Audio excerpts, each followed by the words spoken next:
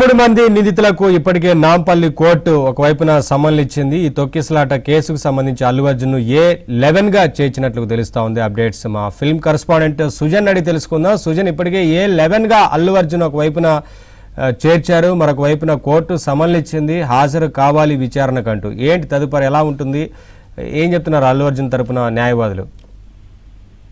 నవీన్, అంటే గత పుష్ప 2 రిలీజ్ రోజు నుంచి కూడా ఈ సంబంధించిన కేసు అనేది పంపుకున్నామని చూస్తూనే ఉన్నాం. అయితే ఇప్పటికే విచారణతో అల్లు అర్జున్ కోర్టుకి ఇప్పటికే హాజరవడం జరిగింది కొన్నిసార్లు. అయితే తాజాగా మరొకసారి నోటీసులు రావడం పట్ల Allu Arjun and team legal opinion వాళ్ళ లాయర్స్ తీసుకుంటూ ఉన్నారు. అయితే వ్యక్తిగతంగా హాజరు కావాలి అన్నారు కాబట్టి ఆయన నేరుగా ఆ రోజు నేరుగా హాజరవుతారా లేదా వర్చువల్ గా ఏమైనా హాజరయ్యే అవకాశం ఉంటుందా, ఇట్లాంటి వాటి మీద కూడా లీగల్ ఒపీనియన్స్ వాళ్ళు తీసుకుంటూ ఉన్నారు. అల్లు అర్జున్ తో పాటు ఆయన టీం సభ్యులందరి మీద కూడా ఈ కేసుకు సంబంధించిన ఇవన్నీ కూడా కేసు నోట్ చేయడం జరిగింది. సో వాళ్ళందరికీ కూడా నోటీసులు వెళ్ళాయి. అయితే అల్లు అర్జున్ వెళ్ళేది మాత్రం ఆయన వర్చువల్ గా హాజరవుతారా ఏంటనేది ఆ రోజు తెలిసింది. దీనికి సంబంధించి ఆయన లాయర్స్ తో మాట్లాడుతూ ఉన్నారు.